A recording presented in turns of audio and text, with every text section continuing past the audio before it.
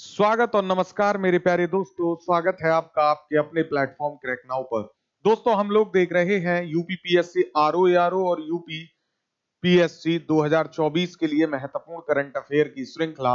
आज हमारा राष्ट्रीय करंट अफेयर में पार्ट 2 है, जिसमें हम उन महत्वपूर्ण मुद्दों को देखेंगे जो पिछले 6 महीने में चर्चा में रहे हैं, क्योंकि पीएससी एग्जाम्स में पिछले 6 महीने का करंट अफेयर डिटेल में पूछा जाता है, तो हम डिटेल में चीजों को कवर कर रहे हैं। आइए बिना किसी देरी के शुरू करते हैं आज का ये महत्वपूर्ण करंट अफेयर, जिसमें सबसे पहला टॉपिक आपके सामने है स्क्रीन पर। दिव्यांगजनों के लिए देश का पहला उच्च तकनीक खेल प्रशिक्षण केंद्र का शुभारंभ किया गया है। दिव्यांगजनों के लिए है और देश का पहला है। मेरे प्यारे बच्चे, मैंने कई बार कहा है, देश का पहला, विश्व का पहला या किसी राज्य का पहला, ऐसा विशेषण आपको मिल जाए तो समझ जाइए कि इंपॉर्टेंट है वो क्वेश्चन। तो दिव्यांगजनों के लिए देश का पहला उच्च तकनीक खेल प्रशिक्षण केंद्र आपसे पूछेगा कहां बन रहा है, तो ये आपने ध्यान रखना है, ग्वालियर में है प्यारे बच्चे। और ग्वालियर कहां है? तो मध्य प्रदेश में है। तो दिव्यांगजनों के लिए देश का पहला उच्च तकनीक खेल प्रशिक्षण केंद्र ग्वालियर में मध्य प्रदेश में है, जिसकी उद्घाटन या जिसका शुरुआत किया गया प्रधानमंत्री नरेंद्र मोदी जी के द्वारा। ठीक है, तो ये बात ध्यान रखेंगे। और इसका नाम रखा गया है पूर्व प्रधानमंत्री श्री अटल बिहारी वाजपेयी जी के नाम पर। कितनी बातें ध्यान रखनी है? तो आपको ध्यान रखना है कहां है ये, ग्वालियर मध्य प्रदेश में। शुरुआत किसने की? नरेंद्र मोदी जी ने। कब की? 2 अक्टूबर को। नाम किसके नाम पर है? तो श्री अटल बिहारी वाजपेयी के नाम पर। महत्वपूर्ण बात इसमें और क्या है याद रखने के लिए, तो इसका उद्देश्य। उद्देश्य क्या है? तो खेलों में समान अवसर प्रदान करना, प्रतिभा को बढ़ाना और विभिन्न खेल विषयों में भागीदारी को प्रोत्साहित करना इसका मेन उद्देश्य है प्यारे बच्चे।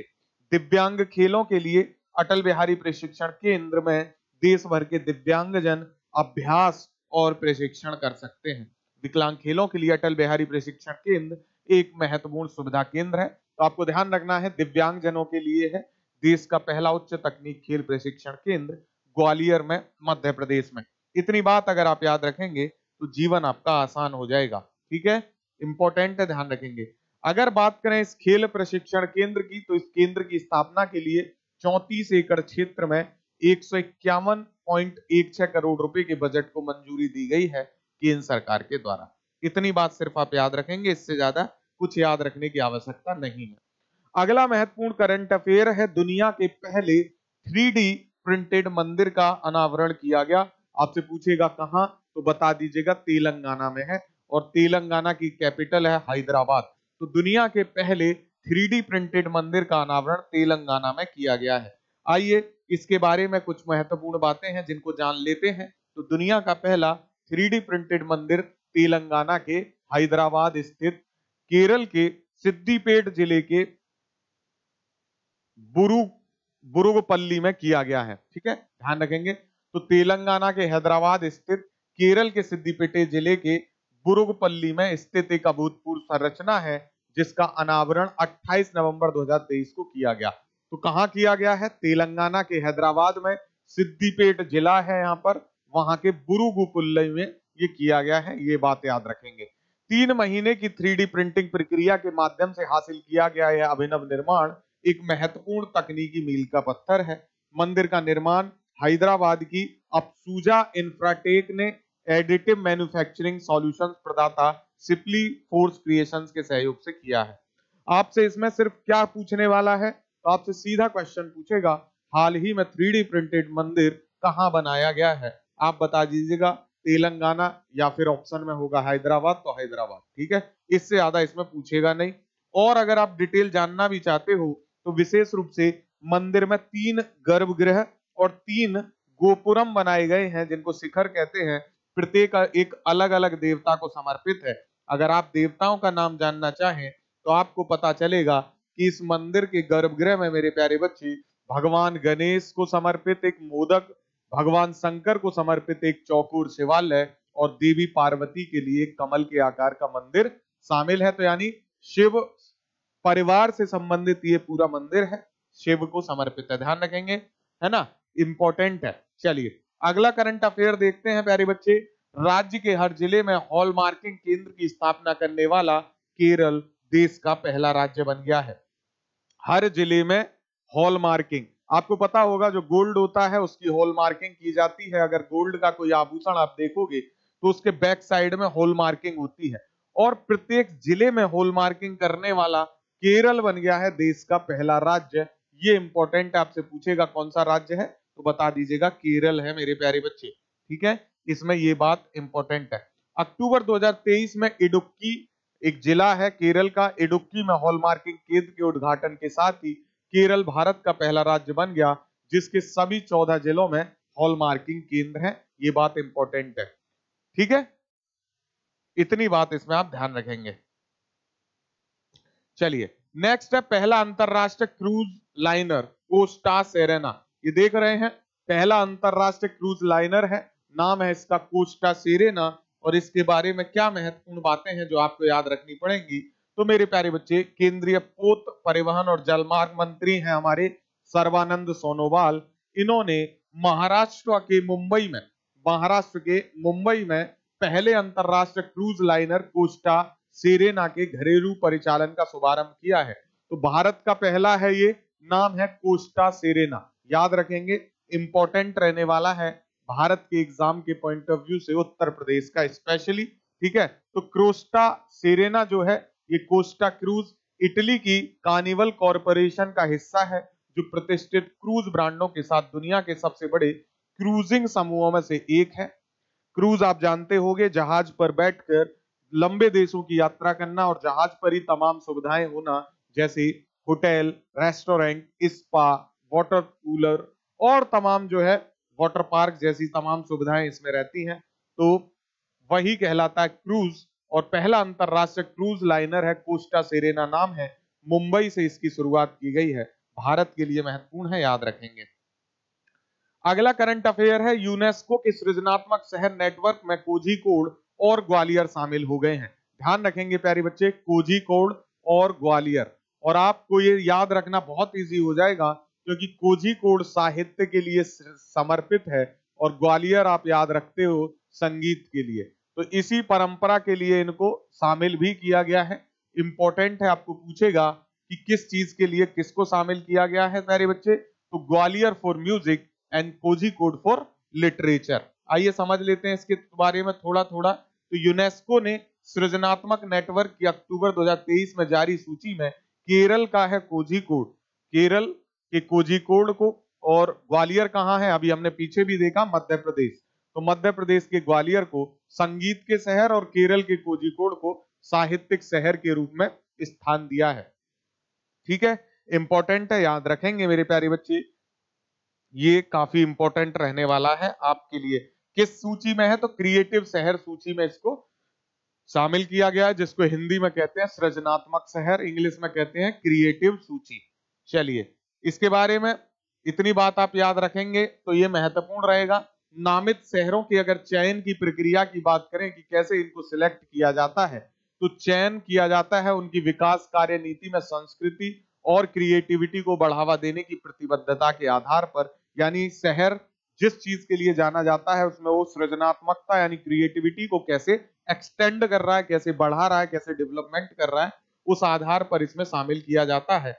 वैश्विक स्तर पर 53 अन्य रचनात्मक शहरों को भी इस सूची में शामिल किया गया। उनमें अगर आप देखें यानी ग्वालियर और कोझिकोड के अलावा बुखारा को किया गया शिल्प एवं लोक कला, कैसाब्लंका, चोंगकिंग काठमांडू फिल्म के लिए, रियो दी जेनेरियो लिटरेचर के लिए और उलान बतूर शिल्प एंड लोक कला के लिए शामिल किए गए पड़ोसी देशों के ये कुछ एग्जाम्पल्स हैं। अगला है भारत का सबसे बड़ा बाघ अभ्यारण्य मध्य प्रदेश के दामोह में बन रहा है। इंपॉर्टेंट क्यों हो गया, क्योंकि विशेषण क्या लग गया है, भारत का सबसे बड़ा। और मैंने आपको कहा है ऐसा जहां पे विशेषण का प्रयोग हो तुरंत समझ जाइए जीवन आसान होने वाला है लाल लालियो। तो भारत का सबसे बड़ा बाघ अभ्यारण्य कहां बन रहा है, मध्य प्रदेश के दमोह में मेरे प्यारे बच्चे। आइए जान लेते हैं इसके बारे में, कहां बन रहा है सबसे बड़ा टाइगर रिजर्व इंडिया का। तो मध्य प्रदेश का जिला है प्यारे बच्चे दामोह, और दामोह जिला देश के सबसे बड़े बाघ अभ्यारण्य का घर बनने जा रहा है, जो वन्य जीव संरक्षण के प्रयासों का प्रतीक है। केंद्र सरकार ने नोरादेही अभ्यारण्य, एक नाम याद रखेंगे, इंपॉर्टेंट है ये, नोरादेही अभ्यारण्य प्यारे बच्चे, और इसके साथ साथ दुर्गावती अभ्यारण्य में विलय कर दिया है आपस में इन दो अभ्यारण्यों का। नोरादेही अभ्यारण्य को दामोह जिले के दुर्गावती अभ्यारण्य में विलय करने के प्रस्ताव को मंजूरी दी, जिससे नोरादेही और दुर्गावती मिल गए और ये बन गया देश का 54वां सबसे बड़ा बाघ अभ्यारण्य या टाइगर रिजर्व। इसे 2300 वर्ग किलोमीटर में फैले विशाल बाघ अभ्यारण्य के रूप में बनाया जा रहा है। रिजर्व दामोह जिले के जबेरा क्षेत्र के आसपास केंद्रित होगा। इससे क्षेत्र में पर्यटन और विकास को बढ़ावा मिलेगा। तो ध्यान रखेंगे, दो जो है सेंचुरीज को मिलाया गया है, नोरादेही को और दुर्गावती को, और ये बन गया है सबसे बड़ा बाघ अभ्यारण्य। इंपॉर्टेंट है, याद रखेंगे मेरे प्यारे बच्चे।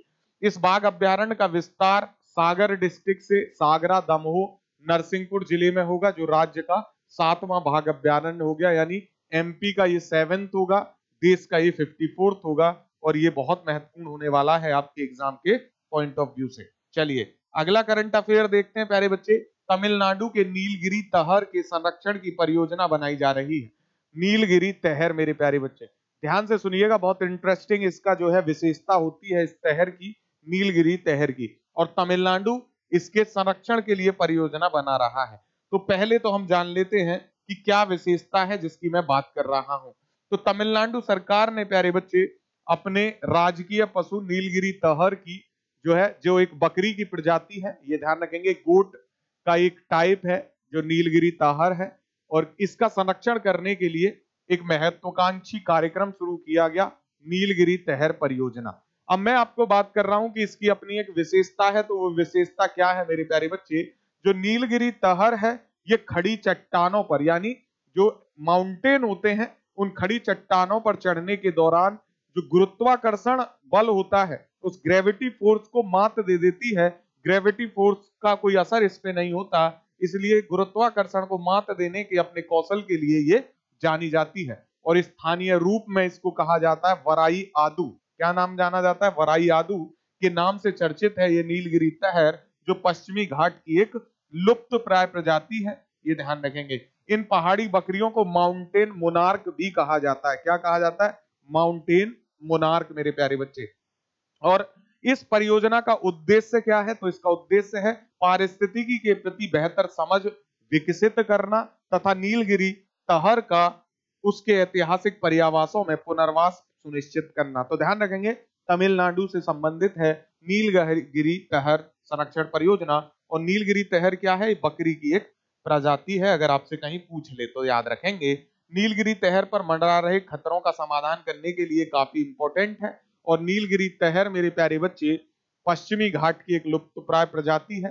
नीलगिरी तहर का उल्लेख संगम साहित्य में भी किया जाता है। संगम में तमिल साहित्य या तमिल लिटरेचर से आप बखूबी जो है रूबरू होगे। आपने एंशिएंट हिस्ट्री में इसको पढ़ा होगा, मिडवल में मैंने भी आपको एक लास्ट में एक चैप्टर कराया है, वहां भी आपने पढ़ा होगा। ठीक है, चलिए। दुनिया के सबसे बड़े मेडिटेशन सेंटर का वाराणसी में उद्घाटन हुआ है मेरे प्यारे बच्चे, दुनिया का सबसे बड़ा। देख रहे हो? तो ये इंपॉर्टेंट हो गया, आपको समझना चाहिए कि कुमार पंकज बार बार जोर देके कहता है दुनिया का सबसे बड़ा, एशिया का, भारत का, तो वो इंपॉर्टेंट है। मेडिटेशन सेंटर कहाँ इसका उद्घाटन हो रहा है? वाराणसी में हो रहा है। नाम क्या है? स्वर्व वेद इसका नाम है प्यारे बच्चे, ये याद रखना है आपको। ठीक है, कहाँ है? वाराणसी में, दुनिया का सबसे बड़ा है। इमेज आपको दिख रही है स्क्रीन पे। आइए चलिए इसके बारे में जान लेते हैं। प्रधानमंत्री नरेंद्र मोदी ने मेरे प्यारे बच्चे 18 दिसंबर 2023 को वाराणसी में निर्मित दुनिया के सबसे बड़ी मेडिटेशन सेंटर जिसका नाम है स्वर्व वेद महामंदिर का उद्घाटन किया।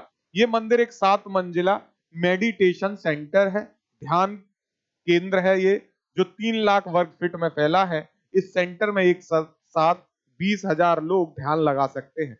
मंदिर को कमल के फूल की आकृति में तैयार किया गया है, ये भी याद रखेंगे, जिसकी दीवारों पर 4000 वेदों के श्लोक अंकित हैं। मंदिर की भव्य नक्काशी की गई है। मंदिर की 7 मंजिलें 7 चक्रों को समर्पित है, ये भी आप याद रख सकते हैं। भगवान शिव से संबंधित है, ये भी याद रखेंगे आप। अगला है भारत के बाहर दुनिया का सबसे बड़ा हिंदू मंदिर। ये कहां की बात हो रही है? तो भारत के बाहर दुनिया का दूसरा सबसे बड़ा हिंदू मंदिर। तो ये दूसरा सबसे बड़ा है यूएसए में, ठीक है, ध्यान रखेंगे। न्यू जर्सी में बना है ये, भारत के बाहर दुनिया का दूसरा सबसे बड़ा हिंदू मंदिर मेरे प्यारे बच्चे अमेरिका के न्यू जर्सी में, ठीक है, अमेरिका के न्यू जर्सी रॉबिन्सविले टाउनशिप में बना है BAPS स्वामी नारायण अक्षरधाम मंदिर। इसका उद्घाटन हो गया 8 अक्टूबर 2023 को। 183 एकड़ में फैले इस मंदिर की माप है 255 फीट इंटू 345 इंटू 191 फीट और इसमें 14,000 से अधिक मूर्तियां एवं प्रतिमाओं को दर्शाया गया है। भारत के बाहर बना ये सबसे बड़ा हिंदू मंदिर की अगर आप बात करें तो कंबोडिया का अंकोर वाट मंदिर है जो 500 एकड़ क्षेत्र में है और उसके बाद दूसरा ये है सबसे बड़ा जो न्यू जर्सी में है। और अगर हम बात करें भारत की तो नई दिल्ली में स्थित अक्षरधाम मंदिर 100 एकड़ क्षेत्र में फैला हुआ है। तो इस तरीके से BAPS स्वामी नारायण अक्षरधाम मंदिर जो न्यू जर्सी अमेरिका में है दुनिया का सबसे बड़ा दूसरा हिंदू मंदिर बन गया है। याद रखेंगे आप इसके बारे में।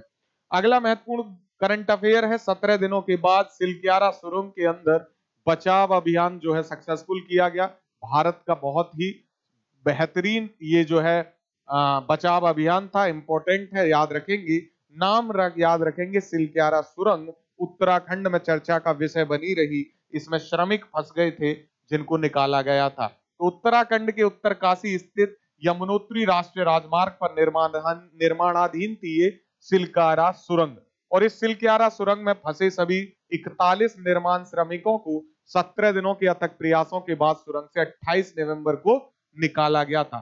राष्ट्रीय आपदा प्रतिक्रिया बल जिसको NDRF कहते हो, नेशनल डिजास्टर रिलीफ जो फोर्स होती है उसने और उत्तराखंड राज्य आपदा प्रतिक्रिया बल SDRF और NDRF की टीमों ने पहिएदार स्ट्रेचर पर एक एक करके 900 मिमी की पाइप के द्वारा श्रमिकों को बाहर निकाला। सुरंग से बाहर आने के बाद श्रमिकों का साइट पर चिकित्सा पेशेवरों द्वारा इलाज किया गया। फिर मोदी जी ने उनसे बातचीत की, मनोवैज्ञानिक परामर्श उनको दिया गया। मजदूरों को बचाने के लिए चलाए गए रेस्क्यू ऑपरेशन में ऑगर मशीन से 47 मीटर तक की खुदाई की गई। फिर उसके बाद जब ऑगर मशीन काम नहीं आई प्यारे बच्चे तो उसके बाद रेट होल खनिकों को या रेट माइनर्स जिनका नाम आपने सुना होगा इनको प्रयोग में लाया गया और उन्होंने 10 मीटर की खुदाई की और उसके बाद फिर अमेरिका की ऑगर ड्रिल मशीन खुदाई के दौरान टूट गई थी तो ये रेट माइनर फिर प्यारे बच्चे काम आए और इन्होंने ये निकाला। भोजन और अन्य आवश्यक वस्तुएं भेजने के लिए 6 इंच चौड़ी पाइपलाइन में सुरंग बिछाई गई थी, उससे इनको तमाम खाने की व्यवस्थाएं भेजी गई। आपने सिलक्यारा सुरंग उत्तराखंड में उत्तरकाशी यमुनोत्री हिमनद वाला रोड याद रखना है। इतना याद रखेंगे तो जीवन आपका आसान रहेगा प्यारे बच्चे। बाकी जो इसमें महत्वपूर्ण चीजें हैं वो मैं आपको बता चुका हूं।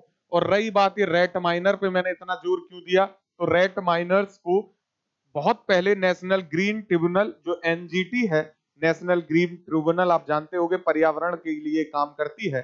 NGT ने 2014 में मेघालय में रेट होल खनन तकनीक का उपयोग करके कोयला खनन पर प्रतिबंध लगा दिया था और कहा था कि इससे बहुत प्रदूषण होता है और इससे बहुत सारे रेट होल जो माइनर थे, जो खुदाई करने वाले लोग थे, उनकी जॉब चली गई थी, लेकिन अंत में वही काम आए लोगों को बचाने के लिए, इसलिए बहुत चर्चा का विषय रहा और इनको हीरो की संज्ञा दी गई थी यहाँ पर। तो ये याद रखेंगे।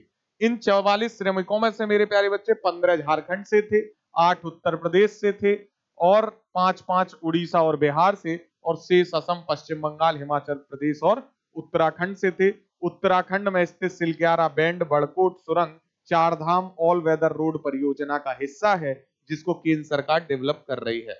अगला महत्वपूर्ण करंट अफेयर है भारत की पहली वर्टिकल विंड टनल, और भारत की पहली है वर्टिकल विंड टनल। मेरे प्यारे बच्चे इमेज देख पाओगे किस तरीके से लुफ्त उठा रहे हैं पर्यटक। आइए, तो भारतीय सेना ने हिमाचल प्रदेश के चंबा जिले के बकलोह में, कहां पर, हिमाचल प्रदेश के चंबा जिले के बकलोह में स्पेशल फोर्सेस ट्रेनिंग स्कूल में अपनी पहली वर्टिकल ऊर्ध्वाधर विंड टनल स्थापित की है। भारतीय सेना प्रमुख जनरल मनोज पांडे ने 25 अक्टूबर 2023 को वर्टिकल विंड टनल का उद्घाटन किया। इसे विशेष बलों के प्रशिक्षण, बुनियादी ढांचे को बेहतर करने और अत्यधिक हवा में ऊंचाई से हवा में छलांग लगाने के लिए इसको जो है डेवलप किया गया है। तो ध्यान रखेंगे ये उन्नत पवन सुरंग भारतीय सेना में अपनी तरह की पहली सुरंग है और इसका उद्देश्य क्या है? सैन्य प्रशिक्षण विधियों में क्रांतिकारी बदलाव लाना। तो भारत की पहली वर्टिकल विंड टनल मेरे प्यारे बच्चे हिमाचल प्रदेश के चंबा जिले के बकलोह में स्थापित की गई है। ये भी आप याद रखेंगे, एग्जाम के पॉइंट ऑफ व्यू से इंपॉर्टेंट हो सकती है मेरे प्यारे बच्चे। ठीक है, चलिए अगला है भारत संयुक्त राष्ट्र की संस्था कोडेक्स एलिमेंटियरिस कमीशन का सदस्य बना है भारत। तो भारत यूनाइटेड नेशन की संस्था है कोडेक्स एलिमेंटियरिस कमीशन, उसका सदस्य बन गया है और ये बहुत महत्वपूर्ण है। Food and Agriculture Organization of the United State और वर्ल्ड हेल्थ ऑर्गेनाइजेशन से रिलेटेड ये संस्था है। आइए इसके बारे में जान लेते हैं। तो एलिमेंटिरियस कमीशन संयुक्त राष्ट्र की एक संस्था है। ये खाद्य सुरक्षा और गुणवत्ता मानक निर्धारण निकाय है जिसमें भारत संयुक्त राष्ट्र की संस्था का सदस्य बन गया है मेरे प्यारे बच्चे। कोडेक्स एलिमेंटियरिस कमीशन यानी CAC की कार्यकारी समिति की रोम इटली में मीटिंग हुई और इस बैठक में ही भारत को इसका सदस्य बनाने की योजना शुरू हुई। ठीक है, तो याद रखेंगे ये किससे संबंधित है प्यारे बच्चे? इसका इम्पोर्टेंट कोडेक्स एलिमेंटियरिस कमीशन का सदस्य भारत बन गया है और ये महत्वपूर्ण है। ठीक है, ये जो है नीचे ये गलती से पुराना आ गया है तो इसको आप कट करेंगे, इसको याद नहीं रखेंगे, ये पीछे का जो है आ गया है। आ जाते हैं इसी पे। तो इस कमीशन का जो सदस्य बना है भारत, एशियाई क्षेत्र का प्रतिनिधित्व करने वाले सदस्य के रूप में सर्वसम्मति से भारत चुना गया है ना। और इसका सदस्य बनने से भारत को विभिन्न खाद्य उत्पाद श्रेणियों के लिए अंतरराष्ट्रीय मानक निर्धारण प्रक्रिया में महत्वपूर्ण योगदान देने का अवसर मिलेगा। वर्तमान में इसमें 189 देश हैं, 188 देश प्लस यूरोपियन यूनियन। इसकी कार्यकारी समिति में एक अध्यक्ष होता है प्यारे बच्चे, 3 उपाध्यक्ष होते हैं, 6 क्षेत्रीय समन्वयक होते हैं। तो इस तरीके से ये बनती है पूरी टीम। ठीक है, चलिए आगे देखते हैं। तो अगला महत्वपूर्ण करंट अफेयर है, IIL द्वारा बच्चों के लिए खसरा और रुबेला टीका माबेला लॉन्च किया गया है मेरे प्यारे बच्चे। क्या नाम है? माबेला इसका नाम है, याद रखेंगे, इंपॉर्टेंट है। IIL द्वारा बच्चों के लिए खसरा और रुबेला का टीका है माबेला। आइए इसके बारे में महत्वपूर्ण बातें ध्यान रखते हैं। तो इस लाइव एटेन्यूएटिव MR वैक्सीन को वियतनाम के पॉलीवैक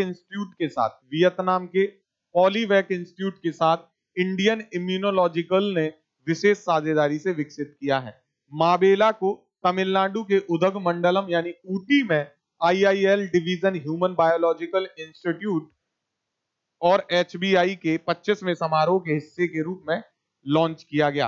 व्यापक मानव नैदानिक परीक्षणों के माध्यम से टीका सुरक्षित और प्रभावी साबित हुआ है। तो अब आपसे क्वेश्चन पूछेगा कि हाल ही में IIL द्वारा बच्चों के लिए खसरा और रुबेला टीका के लिए किस जो है टीके को लॉन्च किया गया है?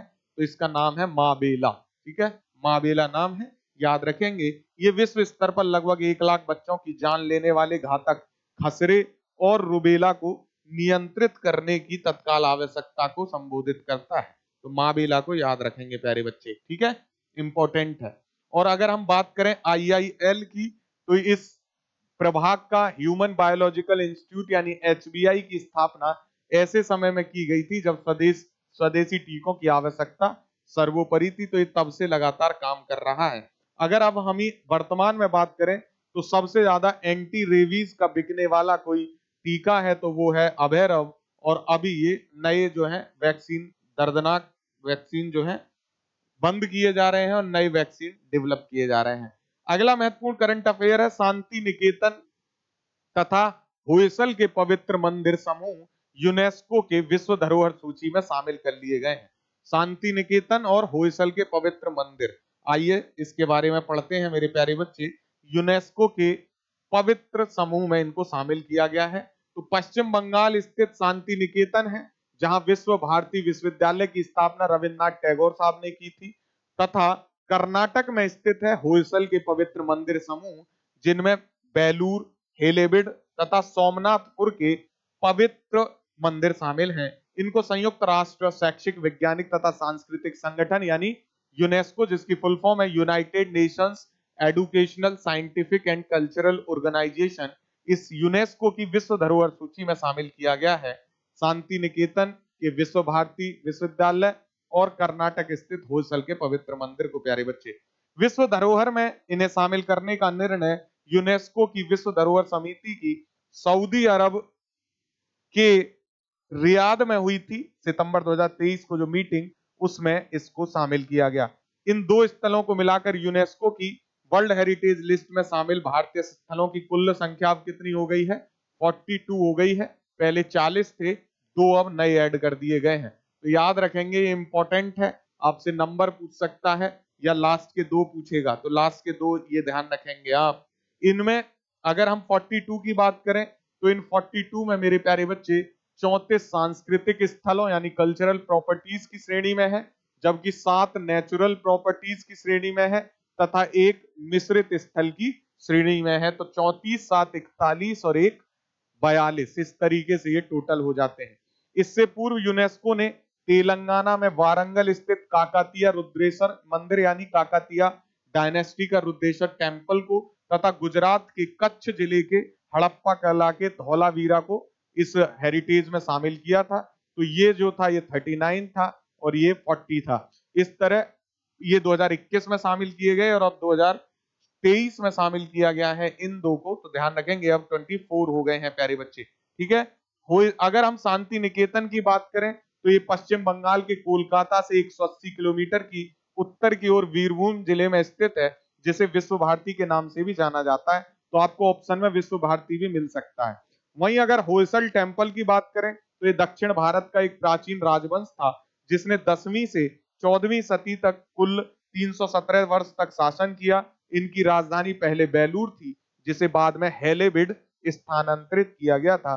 तो इनके मंदिरों को शामिल किया गया है। इसमें टोटल नंबर कितना हो गया है? 42 हो गया है, याद रखेंगे प्यारे बच्चे, ठीक है। होयसल मंदिरों की शाश्वत सुंदरता और नक्काशीदार बनावट को भारत की समृद्ध सांस्कृतिक विरासत तथा हमारे पूर्वजों के असाधारण शिल्प कौशल का प्रमाण माना जाता है। होयसल के बेलूर, हेलेबिड व सोमनाथपुर स्थित मंदिर भारतीय पुरातत्व सर्वेक्षण के तहत संरक्षित स्मारक पहले से ही है मेरे प्यारे बच्चे, ठीक है। तो इस तरीके से आपने ध्यान रखना है, ये बातें महत्वपूर्ण है, बाकी सब एग्जाम्स के पॉइंट ऑफ व्यू से इंपॉर्टेंट नहीं है।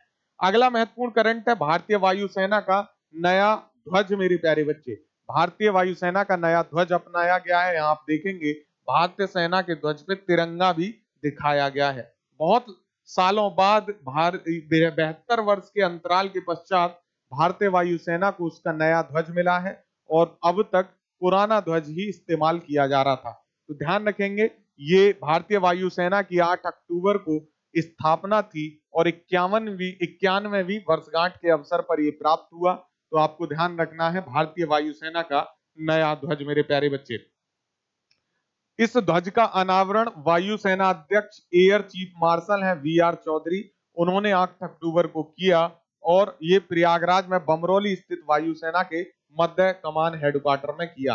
नीले रंग के नए ध्वज में सबसे ऊपर दाएं कोने पर भारतीय वायुसेना के लोगो प्रतीक चिन्ह यानी क्रेस्ट को दर्शाया गया है। आइए मैं आपको दिखाता हूं।